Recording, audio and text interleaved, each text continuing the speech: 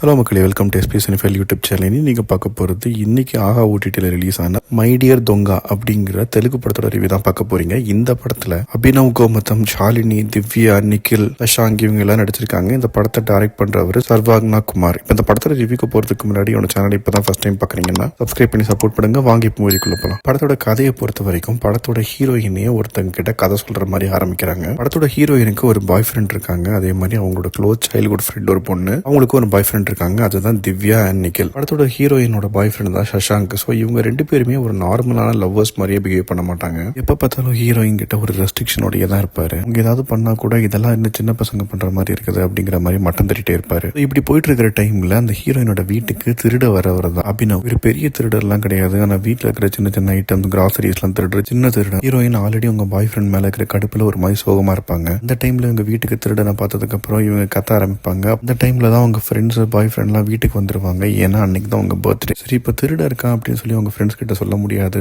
அதனால ஃப்ரெண்டு அப்படின்னு சொல்லி இன்ட்ரடியூஸ் பண்ணி வைக்கிறாங்க உங்க ஃப்ரெண்ட்ஸ் அண்ட் பாய் ஃப்ரெண்ட் கிட்ட. பர்த்டே அன்னைக்கு கூட உங்க பாய் ஃப்ரெண்டோ ஏதோ சர்ப்ரைஸா எதுவுமே பண்ண மாட்டாங்க. அந்த டைம்ல அபினவ் நிறைய சர்ப்ரைஸ் எல்லாம் பண்ணுவாரு ஹீரோயின்காக. இதுக்கப்புறம் கதை எப்படி மாறுது, கடைசி என்ன நடந்தது அப்படிங்கறத அந்த படத்தோட மிச்ச கதை. இது ஒரு காமெடி டிராமா ஜானர். இப்போ இந்த படத்தோட பாசிட்டிவ்ஸ் அண்ட் நெகட்டிவ்ஸ் பார்க்கலாம். முதல் பாசிட்டிவா தோன்றது, இந்த படத்தோட ஸ்டோரி லைனே ரொம்ப காம்ப்ளெக்ஸா இல்லாம திருடனா வர ஒருத்தங்க லைஃப்ல என்ன சேஞ்சஸ் கொண்டு வர முடியும் அப்படிங்கிற மாதிரி காட்டியிருக்காங்க. நல்லாவே இருந்தது. அதே மாதிரி படத்துல நிறைய இடத்துல ஹியூமர் வந்து நல்லாவே ஒர்க் அவுட் ஆயிருக்குது. அண்ட் ஹீரோனோட ஆக்டிங்கும் நல்லாவே இருந்தது. அண்ட் இந்த ஷாலினி அப்படிங்கிற ஹீரோயின் தான் இந்த படத்தோட கதையும் எழுதியிருக்காங்க போல. அதுக்கும் ஒரு தனி கிரெடிட் கொடுக்கலாம். இதெல்லாம் தான் அந்த படத்தோட பாசிட்டிவ்ஸ். இப்போ நெகட்டிவ்ஸ் பார்க்கலாம்னா முதல் நெகட்டிவா தோன்றது, இந்த ஹீரோயின் அண்ட் பாய் ஃப்ரெண்ட் இவங்க ரெண்டு பேருக்குள்ள ஒரு சில கான்வர்சேஷன்ஸ் அண்ட் சில சீன்ஸ்லாம் வரும். அது கொஞ்சம் போர் அடிக்கிற மாதிரி இருந்தது. அதே மாதிரி பாய் ஃப்ரெண்டா வர சஷாங்க்கும் கொஞ்சம் ஓவர் ஆக்டிங் பண்ணிருக்காரோ அப்படின்னு தோணுது. ஹீரோயினுக்கு திடீர்னு இந்த மாதிரி லவ் வரதுக்கான ஒரு ஸ்ட்ராங்கான ரீசன் எதுவுமே இல்லை. ஒரு வீக்கான ரிலேஷன்ஷிப்ல இருந்து வெளியே வரதுக்காக யாரு என்ன பண்ணாலும் உடனே விழுந்துடுற மாதிரி காட்டியிருக்காங்க. அது ரொம்ப கன்வின்சிங்கா இல்ல.